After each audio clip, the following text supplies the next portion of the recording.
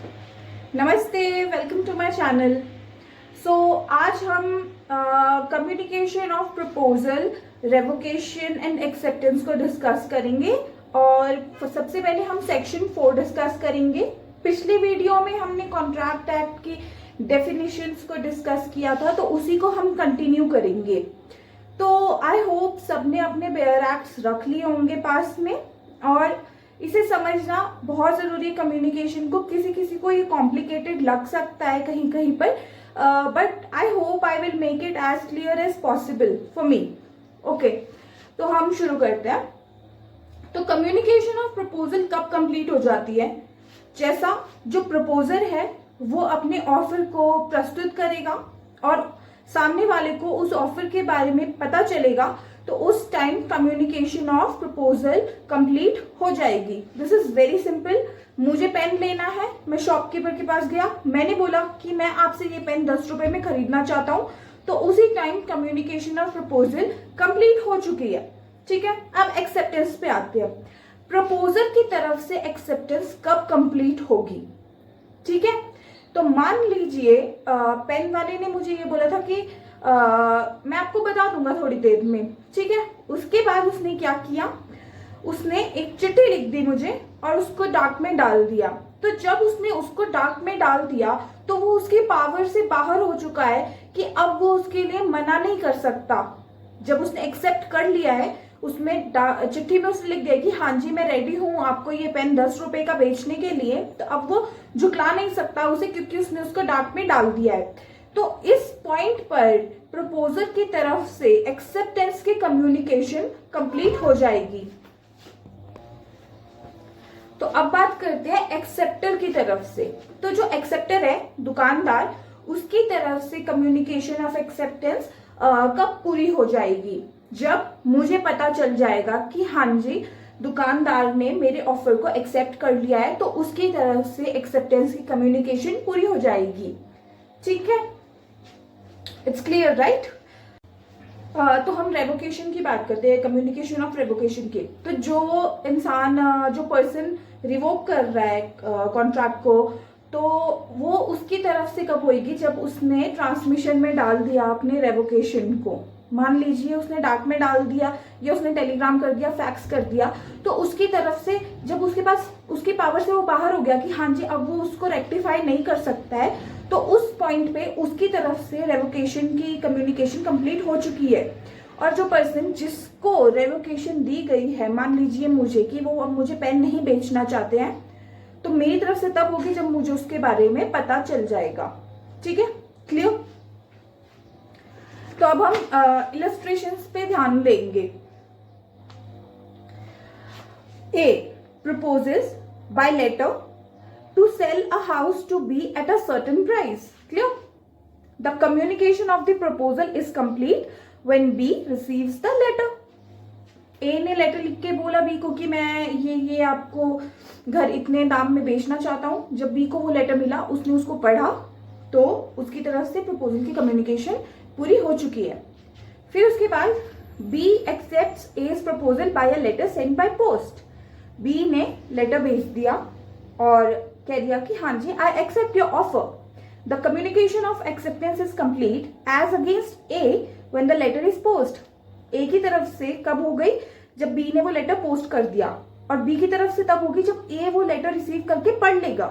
ठीक है, as against B when the letter is received by A. Cool.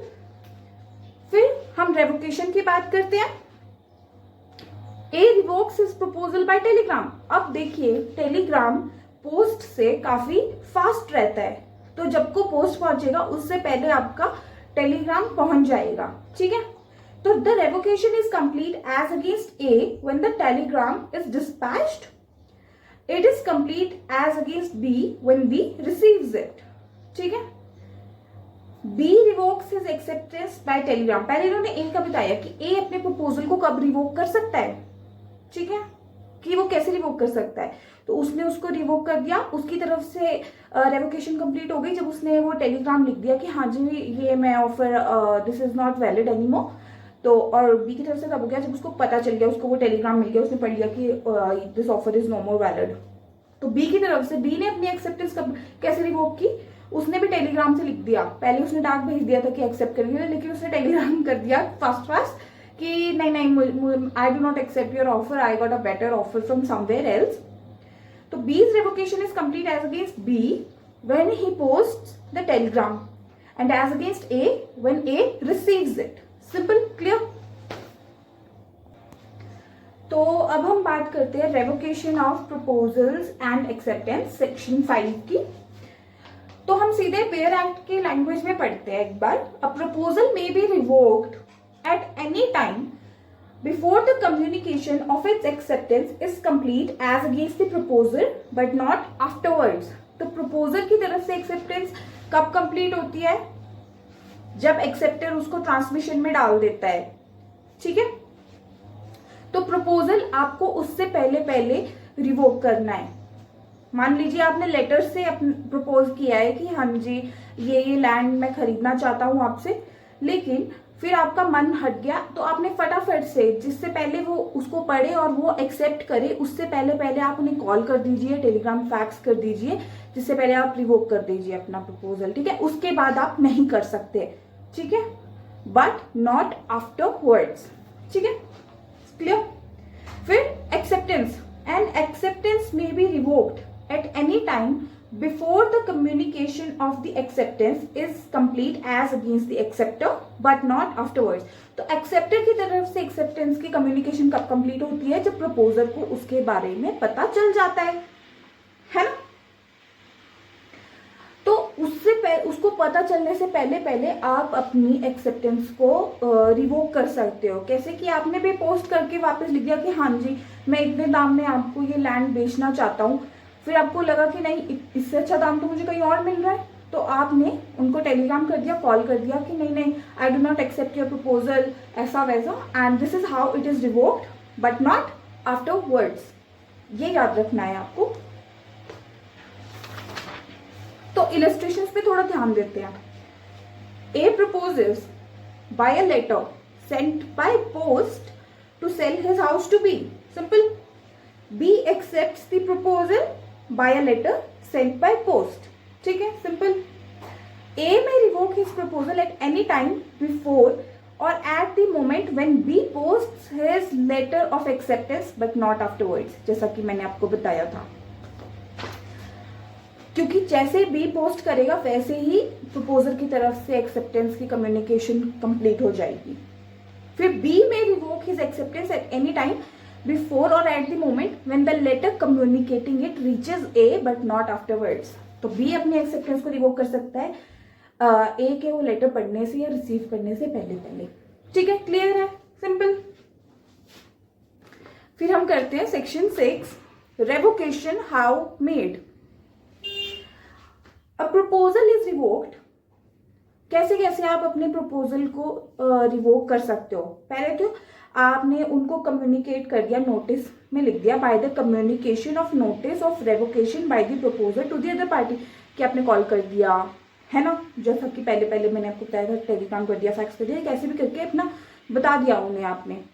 फिर उसके बाद है कि आपने अपने जो प्रपोजल था उसमें एक टाइम लिमिट दे रखी थी कि हाँ जी आप 1 वीक के भीतर मुझे बता दीजिए, और 1 वीक गुजर चुका है तो वो ऑटोमेटिकली लैप्स हो गया है टाइम, और वो ऑटोमेटिकली रिवोक हो जाएगा, ठीक है।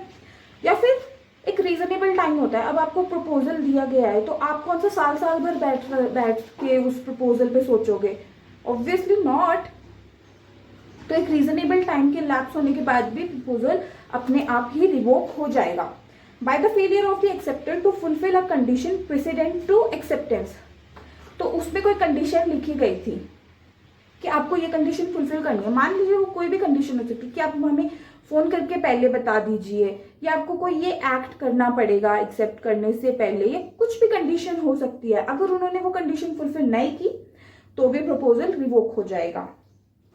बाय द डेथ और इंसैनिटी ऑफ द प्रपोजर। अब इसे ध्यान से सुनिएगा कि प्रपोजर जो है मर गया, पागल हो गया, and if the fact of his death or insanity comes to the knowledge of the accepted before acceptance पूरी होने से पहले, उसने एक्सेप्ट नहीं किया था तब तक, उससे पहले अगर उसकी डेथ और इंसैनिटी हो जाती है और उसको उसके बारे में पता चल जाता है तो प्रपोजल रिवोक हो जाएगा। लेकिन एक्सेप्टेंस के बाद अगर वो इंसेन हो जाते हैं और उनकी डेथ हो जाती है तो they would be bound. Okay, फिर सेक्शन 7 में है एक्सेप्टेंस मस्ट बी एब्सोल्यूट। तो ये सिंपल सी बात है कि आपकी जो एक्सेप्टेंस है वो बिल्कुल नॉन कंडीशनल होनी चाहिए। ठीक है, in order to convert a proposal into a promise, the acceptance must be absolute and unqualified। आप उसमें खुद से अमेंडमेंट नहीं ला सकते हो। ठीक है, और ये देखिए नॉर्मल सी बात है कि आपको एक सर्टेन नॉर्मल मैनर में आपको उसको एक्सेप्ट करना है, या फिर अगर प्रपोजल में ही ऐसे कुछ सर्टेन कंडीशंस स्पेसिफाई की गई है तो क्या कह सकते हैं, तो आपको वही करना है। तो ये सिंपल है। इफ ये आपको बेयर एक्ट से खुद पढ़ लेना चाहिए, पर मैं आपको पढ़ के सुना देती हूँ। If the proposal prescribes a manner in which it is to be accepted and the acceptance is not made in such manner, the proposer may within a reasonable time after the acceptance is communicated to him insist that his proposal shall be accepted in the prescribed manner and not otherwise, but if he fails to do so he accepts the acceptance। तो सीधी बात कही गई कि अगर आपने कोई terms and conditions लिखी हुई थी प्रपोजल में कि एक्सेप्ट करने से पहले ये पूरी होनी चाहिए और सामने वाले ने वो टर्म्स एंड कंडीशंस फुलफिल नहीं की और आपके पास अपॉर्चुनिटी है उसके एक्सेप्टेंस के बाद उसे बोलना कि आप ये टर्म्स एंड कंडीशंस फुलफिल करो, लेकिन अगर आपने ही उसे खुद से नहीं बोला कि आप ये टर्म्स एंड कंडीशंस फुलफिल करो तो फिर आपको वो वैसे की वैसी एक्सेप्टेंस को एक्सेप्ट करना पड़ेगा। सिंपल है। ओके, अगर आपके कोई भी डाउट्स होते हैं तो you can always come to the comment box. Okay, फिर उसके बाद है section 8 acceptance by performing conditions or receiving consideration। Performance of the conditions of a proposal or the acceptance of any consideration for a reciprocal promise which may be offered with the proposal is an acceptance of the proposal। कि अगर आपने कोई term and condition fulfil की, कोई consideration दे दी उसकी जगह, तो वो it will act as an acceptance only. ठीक है, क्लियर था, इसमें कुछ ज्यादा नहीं है। फिर है section 9 promises express and implied. तो हम आज ये चैप्टर 1 पूरा कंप्लीट कर देते हैं। इन सो फार जैसे कि बोला गया है कि ये प्रोमिसेस एक्सप्रेस क्या होता है, जिसमें आप अपने वर्ड्स से बता रहे हैं, लिख के बता रहे हैं, बिल्कुल ठीक से बता रहे हैं, क्लियर कर रहे हैं। इम्प्लाइड होता है आप अपने एक्शंस के थ्रू इंडिकेट कर रहे हैं अपनी इंटेंशंस को। ठीक है, तो acceptance of any promise is made in words, the promise is said to be express. Words के थ्रू हुआ है तो एक्सप्रेस हो गया, और अदरवाइज इन वर्ड्स तो उसे इम्प्लाइड कहा जाता है। बिल्कुल सिंपल सी बात थी। तो ये हमारा चैप्टर 2 कॉन्ट्रैक्ट एक्ट का कंप्लीट हो चुका है। अगली क्लास में हम चैप्टर 3 पे फोकस करेंगे, देखते हैं कितना उसे हम करेंगे।